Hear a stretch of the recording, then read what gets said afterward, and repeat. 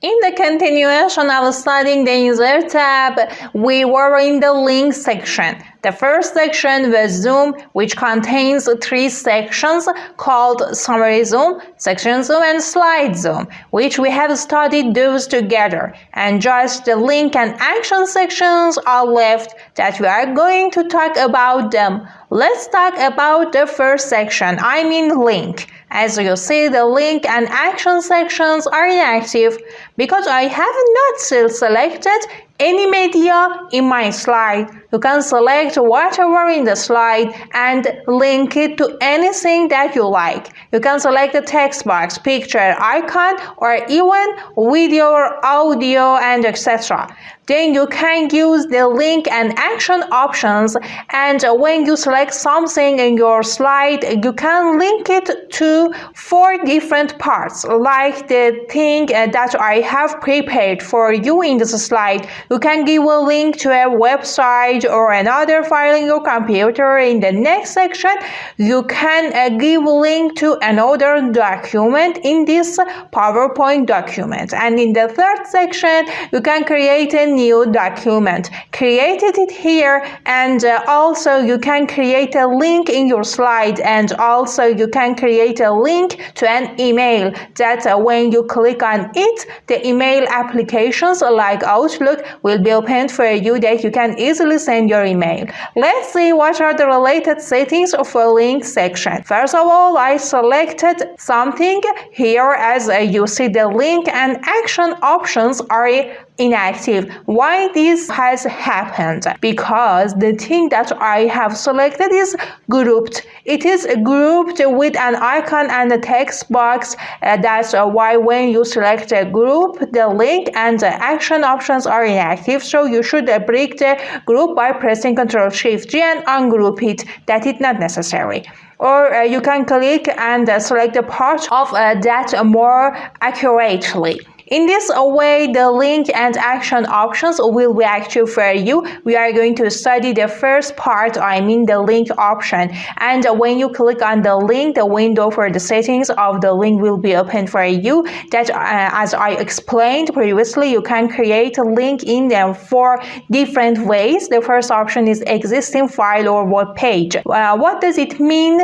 As I explained, you can link it with a site address or a file with your computer, Word, Excel, or PowerPoint, and etc. Select it and link. And if you want to give a link to a site in the address, you can enter the address of the site, and there is another option which is similar in all 4 ways in the screen tip. When you click on the screen tip, the window like this will appear for you and gives you a box to write guidance. For example, I type a text here when I OK it, and when I display my slide, this text will be shown as a guidance to my user to know what will happen if I click on this picture.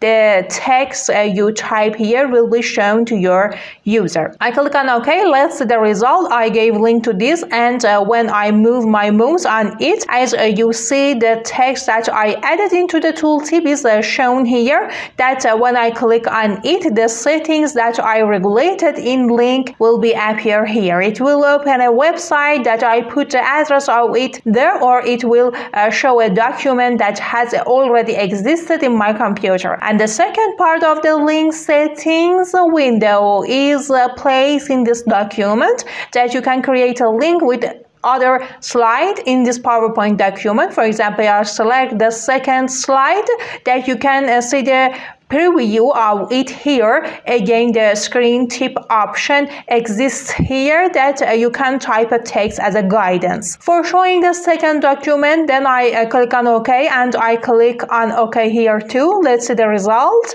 Now, when my mouse be on this picture, both the text and that I types in the screen tip and the second picture are shown. The third part from the link setting is creating new document, that you can create a new document. In the name of new document section, you can enter the name of your document, and in the full path part, the saving place of this document is shown, that by using the change option, you can change the saving path of this document. And then click on OK. In this way, a new PowerPoint file will be created for you that you can save it here and create a new slide and regulate the related settings. Then you can give a link in the previous document to this document. That actually in the new document section, in link section, it creates only a PowerPoint document. In the email address, you can give link to an email.